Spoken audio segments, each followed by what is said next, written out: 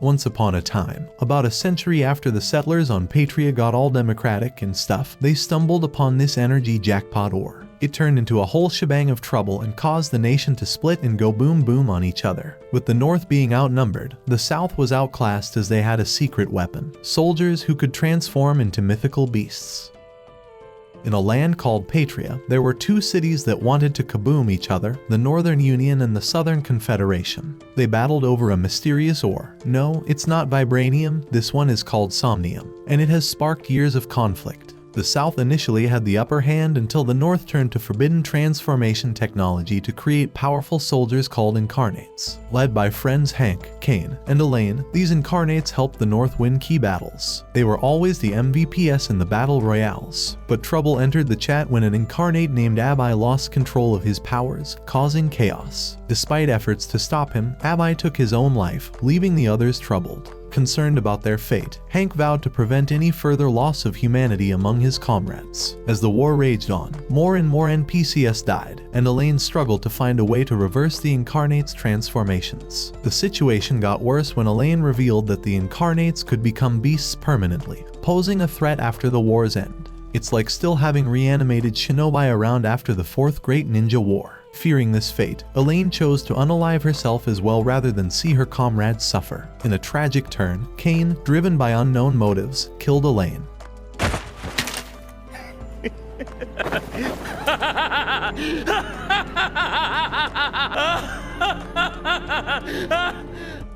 Months later, Hank awoke to find the war ending and Elaine sent back to the lobby. Determined to honor his oath and avenge Elaine, Hank became a beast hunter, seeking out incarnates who had lost their humanity. Haunted by memories of Elaine's death and Kane's betrayal, Hank embarked on a mission to find Kane and put an end to the chaos unleashed by the released incarnates.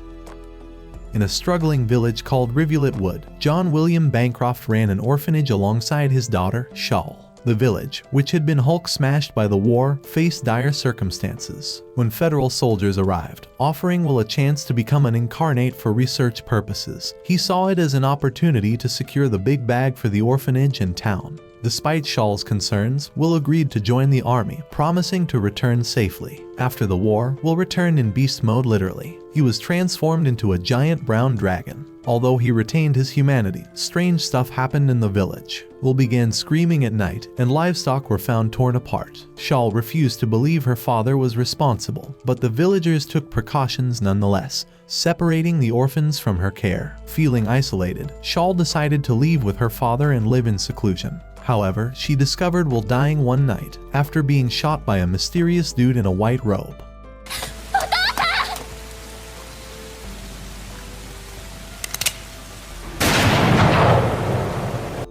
Shaw set out to find the man responsible, with determination straight from Undertale. Her journey led her to a confrontation with Hank, the man in the white robe, who revealed he was searching for someone like Will. Meanwhile, Danny, a local, returned with blood-stained money, implicating himself in attacks on merchants. When Danny transformed into an avatar, no, not the master of the four elements, he attacked Shaw. Hank came to the rescue and killed Danny.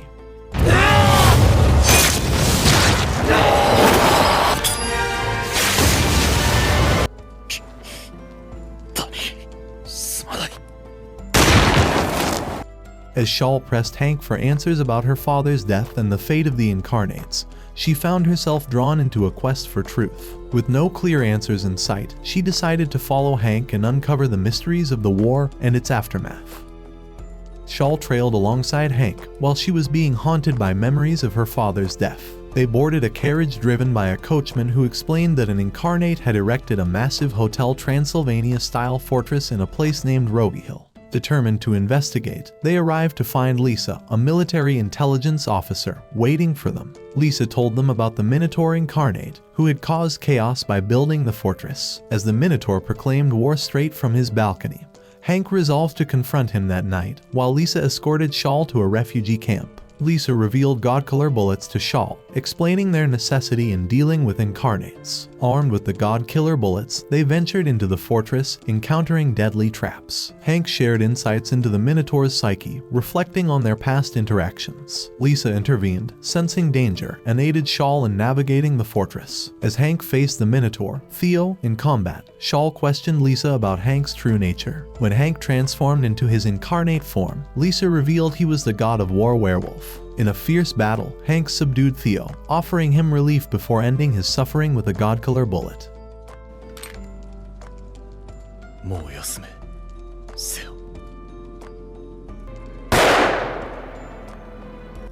Witnessing Hank's remorseful expression, Shawl empathized with his burden. She yearned to understand her father's final moments, as well as Hank's motives. Meanwhile, in the Union's capital, Captain Claude of the Incarnate Extermination Squad remained resolute in his mission, while Kane, elusive during the war, awaited Hank and Shaw's arrival with a mysterious child, harboring his own intentions. During the war, there was this young dude drawing near the military camp when Hank, a soldier, handed him some water. Fast forward to modern times, a soldier saw this huge behemoth creature wandering in the woods. Shawl and Hank took a train to South Patria, heading to a big iron bridge. They learned it was a symbol of peace after the war. But then Lisa, with the military, interrupted, saying they had to stop Behemoth from wrecking the bridge. Hank spilled some details about Behemoth's weaknesses, and they came up with a plan. They attacked Behemoth with cannons, but it didn't work until Hank stabbed its leg, subduing it. But later, they found out Behemoth was unharmed, and maybe still humanish. The next day, Shawl talked to Behemoth, getting no answers. Lisa and Hank tried to convince the railroad president to help them, but he wasn't on board. After setting explosives near the valley, Shawl learned about Behemoth's past from Hank. She thought they should save him, but Hank was focused on protecting everyone. That night, some goons tried to blow up Behemoth, but it backfired. Hank turned into a werewolf to stop Behemoth and pushed him toward explosives. They tried to bury Behemoth, but he kept going, even with his guts hanging out. Shawl pleaded with him, while Hank regretted what was happening. Behemoth saw the sea before collapsing, and Hank realized his wish.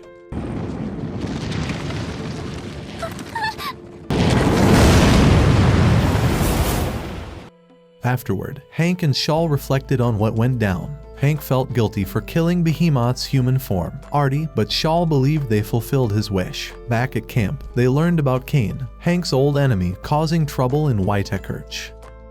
Hank, Shawl, and Lisa found themselves in Waitekirch, a sketchy city where getting info from locals was tough due to their military status. Shawl took the opportunity to mend Hank's jacket, revealing her skill and a bit about her past helping orphans. Hank opened up about his own orphan past and his connection to Elaine, someone with blue eyes like Shawl's, who was killed by Kane. The next day, they stumbled upon a murdered woman, which Hank realized wasn't Kane's doing. They learned it was the work of Topher, a gargoyle incarnate. Shawl connected with a kid named Andy, only to end up in a tense situation with Topher. Hank showed up just in time to save them.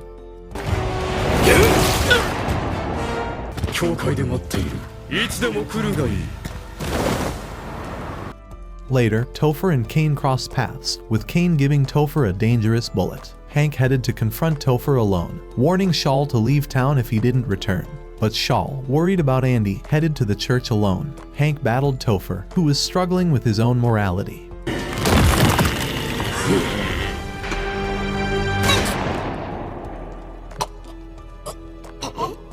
Shawl tried to reason with Topher, but he was too far gone. Hank stepped in, taking down Topher, but not without getting hurt. Kane appeared, offering a deal to Hank, but before Hank could respond, Shawl was knocked out. The next day, Lisa and her group were ready to take on Kane, signaling a showdown was about to go down. Hank, victorious in his battle against the incarnate gargoyle, but wounded by Kane's scheme, woke up in a hotel room to find Andy, relieved that Hank was awake but worried sick about Shawl. Hank gave Andy the Naruto promise that he'd bring her back soon and decided to meet Kane as per his invitation. Meanwhile, Migliglia took an interest in Shawl's eyes like Orochimaru looking at the Sharingan, but was interrupted by Elizabeth, who learned Shawl's true identity and decided not to harm her, promising to return her to Hank. Claude, Lisa, and Gerald investigated the aftermath of the Gargoyle Incarnate's rampage, discovering Kane's handiwork in the murder of a nobleman and his wife. They headed to the manor to capture Kane. That night, Hank infiltrated the manor and found Kane addressing a crowd of disgruntled nobles, rallying them to continue the war for their own gain.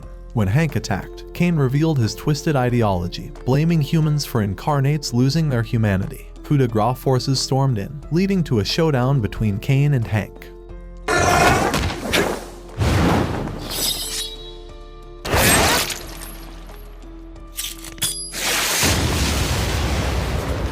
Despite Hank's efforts, Kane seemed invincible. Kane shot Shawl, hoping to manipulate Hank. In his rage, Hank went full beast mode literally and transformed into a massive, uncontrollable werewolf, wreaking havoc in Whitekirch. Claude and Gerald woke up in a hospital, finding Whitekirch ravaged and both Hank and Kane missing. When Lisa discovered that Shawl was also in a coma like Gerald, she began to feel very worried and uneasy about Hank's whereabouts. The whole of Patria was rocked by the news of Whitekirch's destruction. Fast forward 2 weeks, and Kane, backed by unhappy Southerners and a bunch of leftover incarnates, decided to break away from Patria, forming a new land to the west of the mountain range, New Patria. Worried that the remaining incarnates might team up with these rebels, the government ordered the execution of all incarnates, sparking off the war once more. Back in Rivulet Wood, Shawl reflected on how Elizabeth's incarnate ability saved her life during the shooting incident. Despite a visit from the military, she discovered that due to Hank's involvement in the Whitekirch incident, they'd stripped him of his military status and were out to get him. Visiting her father's respawn point, Shawl encountered Lisa, who was with coup de grace to take down an incarnate spotted in the nearby mountains. Shawl got the green light to join the squad, as she knew the area. That night, Claude took responsibility for the team's failure to keep Shawl safe and prevent Hank from losing control. To Shawl's surprise, she learned that Claude was the president of Patria's son. Then, in a shocking turn, Shawl realized that the incarnate Claude ordered to attack was none other than, yes you guessed it, her deceased father, his appearance decayed beyond recognition. The team struggled to contain Nidhogg, unable to understand how he got a pass from the lobby to respawn. The next day, Lisa handed Shawl a box of God-color bullets, asking her to prepare mentally. As Nidhogg returned, the team grappled with restraining him. But Nidhogg broke free and headed toward the town. Racing against time, Shawl recalled how her father, despite losing his humanity, had tried to help the townsfolk. Understanding Hank's actions, Shawl decided to follow his lead and use the God-color bullets to end her father's suffering.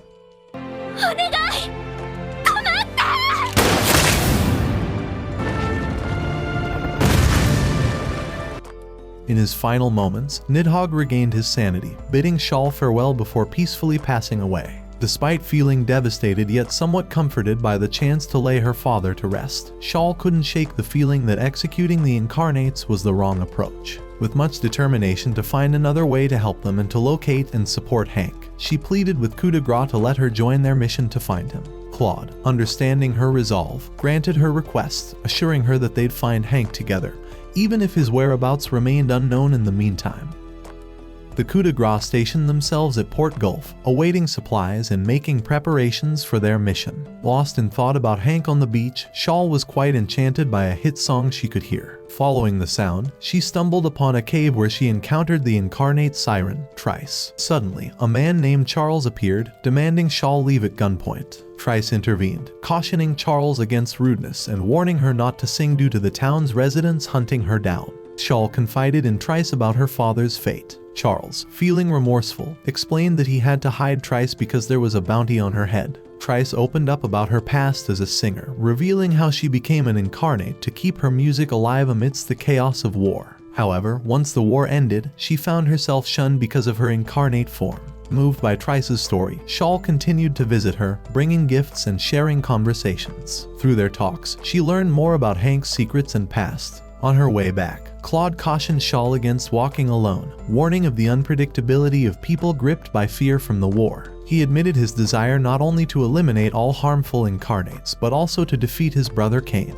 Shawl was taken aback by Claude's revelation. Charles sat alone at the tavern piano, reminiscing about the days when Trice used to sing there. Suddenly, several armed dudes crashed the party, demanding to know if he was hiding Trice. Trice overheard Charles planning to leave town until people could accept her, only to witness him being killed in the altercation. In his final moments, Charles pleaded with Trice not to blame the townsfolk, who were gripped by fear from the war. Devastated by Charles's death, Trice decided to use her singing to put the townspeople to sleep, hoping to spare them from the horrors of war. When Lisa, Claude, and Sal confronted her about her actions, Trice woke them up, only to be shot and wounded by Claude. Trice took to the stage at Charles's bar, deeply shaken by the events. Learning of Trice's tragic situation, Shawl felt a profound sympathy for her. She realized that Trice was simply trying to find a way to cope with her own suffering and the fear plaguing the town. Seeing Trice as more than just a monster, Shawl asked for a free private concert. Despite Claude ordering his troops to shoot her down, Shawl pleaded with him to let Trice sing, assuring him that her song posed no danger. Trice sang her final song to her #1 fan,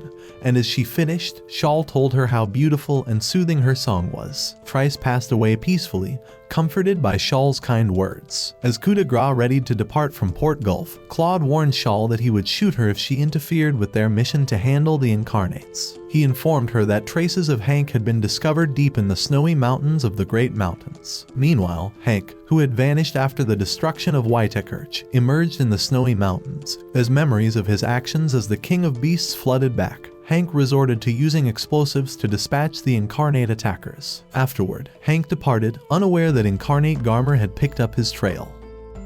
Hank, exhausted and alone in the snowy mountains, faced hallucinations of his fallen comrades in 4K resolution. Suddenly he got attacked by incarnate Garmer. Hank struggled but managed to escape using Kaboom toys. Meanwhile, coup de grace searched for Hank, with Shawl determined to find him. Hank, hiding in the woods, planned his next move, trying to defeat Garmer without resorting to his incarnate powers, but with the power of friendship. But Garmer found him, and a fierce battle ensued. Hank was overpowered and left unconscious as Garmer departed, urging him to remember his true self. As coup de grace tended to the injured Claude, Shawl explained her mission to find peace between humans and incarnates. When they learned of Hank's whereabouts, they prepared to rescue him. After awakening from a nightmare where he reigned as the King of Beasts, he wishes, Hank found himself confronted by Garmer, ready to press resume on their fight. Despite Garmer's attempts to force Hank to unleash his incarnation form, Hank adamantly refused and continued to resist, repeatedly stabbing Garmer's shoulder with a knife. Enraged, Garmer gained the upper hand, pinning Hank to the ground and questioning why he was straying from their natural instincts as incarnates. Hank rebuffed Garmer's assertion, seeing him as nothing more than a hound manipulated by Cain, devoid of will and dignity. In a fit of rage, Garmer pierced Hank's chest with his claws, prompting Hank to transform into his werewolf form and overpower Garmer in a berserk frenzy.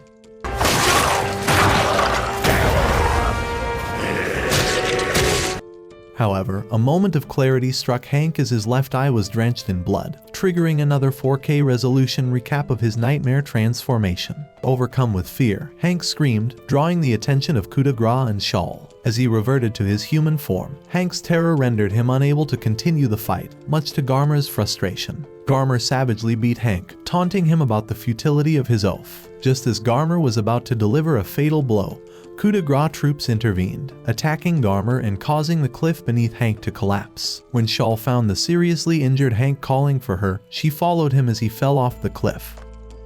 Incarnate Garmer got flashbacks of being a human youth named Roy. He was an infantryman at that time who rushed towards the enemy camp but got clapped and fell to the ground during the gun battle. Despite sustaining injuries, he persisted in combat with the will of the Survey Corps dedicating their hearts, convinced that eliminating the team leader would deal a crippling blow to the army. However, Gerald's tactical expertise and cleverly laid traps foiled Garmer's schemes, leading to his capture. Claude's timely intervention forced Garmer to retreat, rescuing Gerald but further straining Claude's already weakened state. Meanwhile, Hank woke up to see Shawl right there with him. She told him about her dad's tragic transformation into a beast and how Hank stepped up to make him step down. Hank, feeling a heavy weight of guilt and doubt, opened up to Shawl about his fear of losing his humanity and his longing to make things right. He was grappling with his past actions and the weight of his vow to safeguard humanity. Shawl found herself in a dilemma with Hank's plea for mercy if he lost control to his incarnate side. Despite her inner conflict, Shawl clung to hope for Hank's humanity and geared up to express her emotions to him. Feeling desperate, Hank stepped up to confront Garmer, prepared to throw his life away to break the cycle of violence.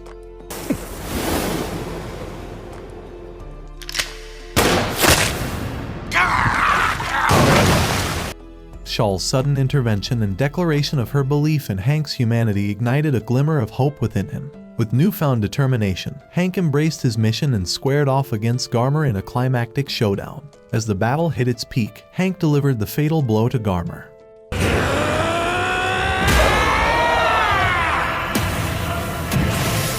Garmer complimented Hank's fighting skills before turning back into his human self, Roy. They shared a quick moment, chatting about their old days in battle. But then Hank had to end Roy's suffering by shooting him. Shawl, curious about Roy's story, asked Hank what he was like before all this incarnate stuff. Hank told her about Roy, even suggesting they could have been buds if things were different. Right after that, Fatal Shot pointed his gun at Hank and Shawl, but Cloud stepped in, saying it was time for a chat. Patria soldiers stumbled upon the freshly constructed new Patria fortress at Bold Creek, only to be sniped no-scope by Miles, the incarnate centaur. A week later, a council convened in Patria's capital. With the fortress in place, New Patria had a direct route over the central mountains to the capital, prompting the army to mobilize for its destruction. Meanwhile, in the basement of Muzzle Peak Lookout, Claude probed Hank for intel on the remaining incarnates' abilities, weaknesses, and hiding spots. He also probed Hank about Kane's rebellion motives. Despite knowing Claude was Kane's brother, Hank insisted he only knew how to stop Kane for the greater good. Shawl intervened, urging Claude to collaborate with Hank since they shared the same goal. Gerald informed Claude that the president had ordered their army to Bold Creek, where Kane had been spotted. Hank disguised himself in coup de grace attire to hide his incarnate status. At the joint camp, Hank proposed a night assault to counter Miles' sniping advantage.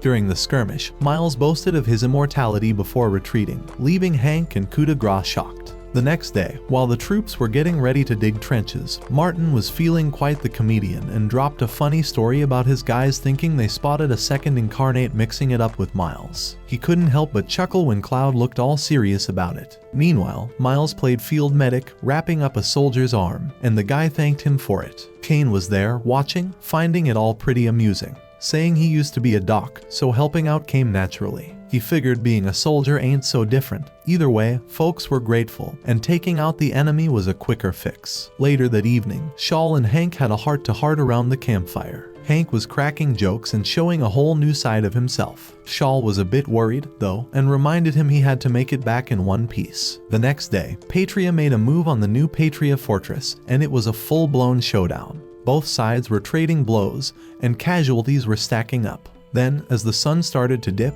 Mile popped up, wreaking havoc and leaving a trail of devastation. But just as he was gaining ground, a tripwire caught him off guard, and Hank blew his arm to bits with a spear. With the dust settling, Miles started reflecting on his past life as a battlefield surgeon. He'd patched up wounded soldiers, only for them to get shipped right back to the front lines and end up dead anyway. It got him thinking if there was even a point to what he was doing. But once he got roped into the incarnate gig, everything changed. Now, he was racking up enemy kills, and even the northern troops he'd saved ended up thanking him with their lives. In Miles's mind, this was the right path to take. As Miles's arms started growing back, Hank wasn't one to sit idly by. He busted out his werewolf form, and it was game on. But just when things were getting intense, Martin pulled a surprise move, telling one of his guys to whip out the secret weapon, leaving Claude confused.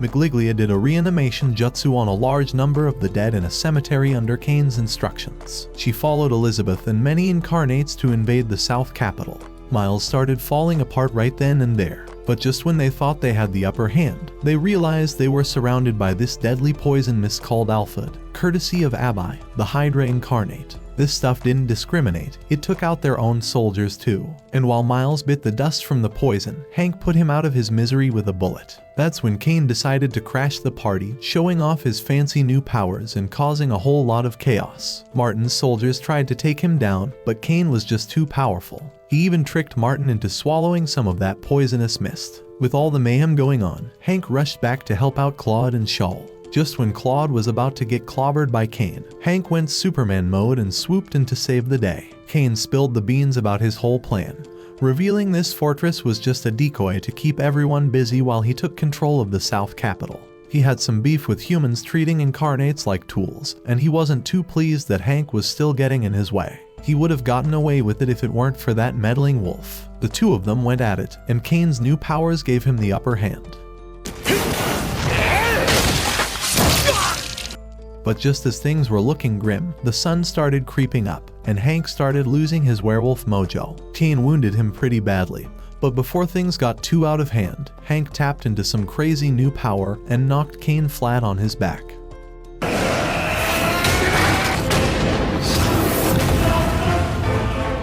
Kane wasn't done playing games though. He warned Hank and Shaw that this wasn't over and they'd meet again on some new battleground. With Kane now running the show in the West and South, the president was calling for a full retreat to the capital to regroup.